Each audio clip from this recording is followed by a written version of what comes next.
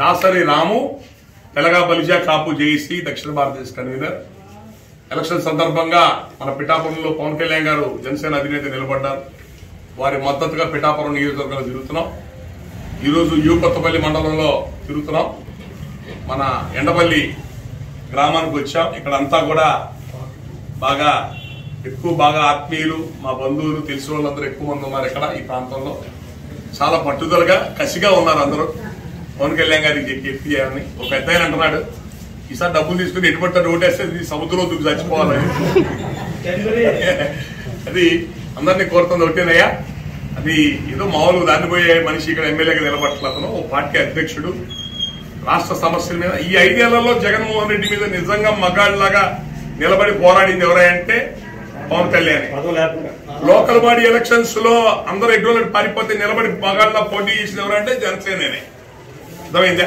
ఈ రోజు కూడా ఇతని సమస్యల మీద దేనికే రెడీగా ఉన్న అతను గట్టిగా పనిచేస్తున్నాడు.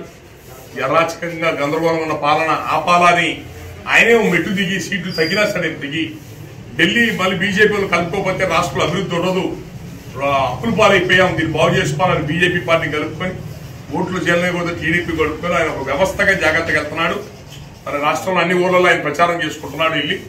మరి మీ నియోజకవర్గంలో వచ్చి నిలబడ్డాడు. పోయినసారి పిఠాపురం వాళ్ళు మా ఊర్లో నిలబడితే గెలిపించి పంపించే వాళ్ళం అనేది ఆయన ఓడిపోయినప్పుడు బాధపడ్డారు. మీ అందరి కోరిక మళ్ళీ ఆయన ఈ రోజున మన పిఠాపురంలో నిలబడ్డాడు. మీరు దయచేసి మీరే కాదు, మన కొత్తపల్లి మండలం చుట్టుపక్కల గ్రామాల్లో అందరితో కూడా మాట్లాడండి. బీసీ, ఎస్సీ, కాపు, పేద వర్గాలందరూ కూడా ఇది పేదల పార్టీ, డబ్బున్నోళ్ళ పార్టీ కాదు ఇది. 70 ఏళ్ళ నుంచి అధికారం అనుభవిస్తున్న పార్టీ కాదు ఇది. అధికారం దూరంగా ఉన్న బీసీ, ఎస్సీ, కాపుల పార్టీ ఇది. ప్రజారాజ్యం పార్టీ కూడా ఆ రోజున బీసీలకు ఎక్కువ స్థానాలు ఇచ్చింది, 110 స్థానాలు ఇచ్చింది. సామాజిక న్యాయం జరగాల, రాజ్యాధికారం అందాల పేద కులాలు కానీ అదే ప్రయత్నం పవన్ కళ్యాణ్ గారు మళ్ళీ చేస్తున్నారు ఈ రోజున. కాబట్టి ఆయన మంచి ఆశయంతో బయటకు వచ్చి పనిచేస్తున్నాడు. పోయినసారి ఆయన 50,000 ఓట్లు 60,000 ఓట్లు వచ్చినాయి గాజువాక భీమవరంలో, రూపాయి డబ్బులు పెట్టకుండా. అవతలలో 100 కోట్లు పెట్టారు గెలవడానికి. ఆయన 50,000 ఓట్లు 60,000 ఓట్లు వచ్చినాయని చెప్పట్లా. నువ్వేమో నాయకుడు 2 చోట్ల ఓడిపోయావు అంటున్నా. డబ్బులు రూపాయి పెట్టకుండా మహాత్మా గాంధీ గెలుస్తాడా, బాబు జగజ్జీవన్రావు గెలుస్తాడా, అంబేద్కర్ గెలుస్తాడా డబ్బులు పెట్టకుండా? వాడు డబ్బులు పెట్టింది చెప్పడు. ఈయన డబ్బులు పెట్టకుండా నిజాయితీ ఎలక్షన్ తీసినా కూడా 50,000-60,000 ఓట్లు వచ్చినాయి.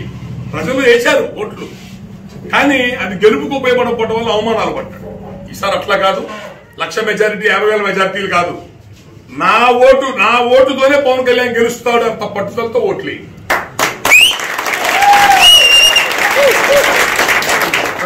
దయచేసి రేపు ఎలక్షన్లో అందరూ అండగా ఆయనకు ఒక మంచి మనిషికి అండగా ఉండండి. ఒక మంచి నాయకుడు వచ్చినప్పుడు కాపాడుకోవడం మన బాధ్యత. ఆ నాయకుడిని కాపాడుకోలేకపోతే, మన పేద కులానికి వచ్చిన నాయకుడు కాపాడుకోలేకపోతే మనకంటే అసమర్థులు ఇంకోరు ఉండరు, స్వార్థపరులు ఇంకోరు ఉండరు. అలాంటి వ్యక్తికి అండగా నిలబడేది ఒక చిన్న చెట్టు మొక్క పెరుగుతుంది పవన్ కళ్యాణ్ రూపంలో, మిగతా సమాజానికి ఉపయోగపడ ఆ చెట్టుకి చేతులు అడ్డం పెట్టి కాపాడండి. అదే మహావృక్షం అవుతుంది, మీకు అందరికి ఉపయోగపడుతుంది. భవిష్యత్తులో ఈ రాష్ట్రానికి మంచి జరుగుతుంది. కాబట్టి ఎవరు కూడా డబ్బులు ప్రలోభాలకు లొంగద్దు, డబ్బులు అమ్ముడుపోవద్దు. అందరూ ఒక మాట మీద ఉండండి. మిగతా పేదవర్గాలు అందరూ కూడా చెప్పండి, అయ్యా డబ్బులు అమ్ముడుపోవద్దు ఆయన. దయచేసి మంచి వ్యక్తి నాయకులు గెలిపించుకుందాం, మంచి వాళ్ళని గెలిపించుకుందాం. అందరూ జాగ్రత్త చెప్పుకోండి. పవన్ కళ్యాణ్ మంచి మెజారిటీతో గెలిపించండి. రేపు రాబోయే ప్రభుత్వం, కూటమి ప్రభుత్వం దాదాపుగా ఏర్పడుతుంది. ఎందుకంటే అధికార పార్టీ చాలా వ్యతిరేకత ఉంది ప్రజల్లో. వాళ్ళు చేసిన పనులు కానీ, అవినీతి కానీ, దౌర్జన్యాలు కానీ. ఈ రేపు ఏర్పడే కూటమి ప్రభుత్వంలో అత్యంత క్రియాశీలక పాత్ర పవన్ కళ్యాణ్ ఉంటుంది. ఎందుకంటే జనసేన, బీజేపీ కలిపితే 30 ఎమ్మెల్యేలు దాదాపుగా 30లో కనీసం 20 పార్టీకి గెలుస్తారు. ఈ 20 పార్టీలు ఏంటే ప్రభుత్వం ఏర్పడుతుంది. సో వీళ్ళ మీద ఆధారపడి ప్రభుత్వం ఉంటుంది. కాబట్టి జాగ్రత్తగా మనందరికి ఏం కావాలో, ప్రజలకు ఏం కావాలో జాగ్రత్తగా చెప్పి మనందరం మంచి చేసుకునే అవకాశం ఉంటుంది. కాబట్టి జనసేన పార్టీకి, పవన్ కళ్యాణ్ గారికి అండగా ఉండండి. ఎంపీ క్యాండిడేట్ గా ఉదయ్ శ్రీనివాసు గారు కాకినాడకి ఈ ప్రాంతంలో, ఆయనకు కూడా మీ యొక్క అమూల్యమైన ఓటేసి గెలిపించారు. Thank you.